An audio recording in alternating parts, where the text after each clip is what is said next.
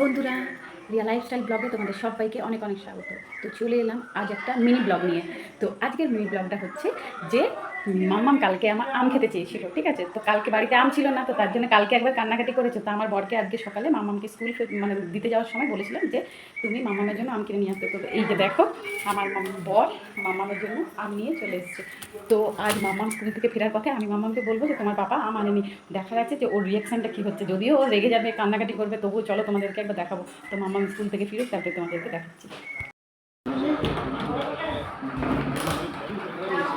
আম আনে নাই বেটা, আম আনেনি, আনেনি। তুই দেখ কই আম আছে, দেখে না বালতিতে আছে আম।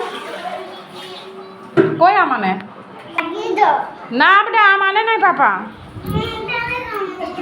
কই দেখি, কই আম আনেনি তো। টাকা হ্যাঁ, না রে সত্যি আনেনি পাপা আম।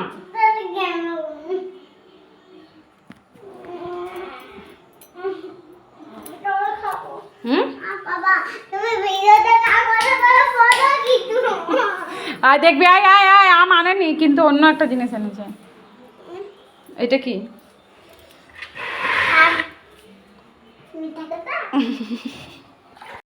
তো তোমরা দেখতে পেলে মাম্মামের রিয়াকশানটা। মাম্মাম এরকম যদি মানে আম হলে মানে ও বিরাট খুশি, বাঘ খুশি আর কি। তো যাই হোক, চলো আজকের মতো মিনি ব্লগ এখানে শেষ করলাম। দেখা হচ্ছে নেক্সট একটা মিনি ব্লগে। তো সবাই ভালো থেকো, সুস্থ থেকো, টাটা।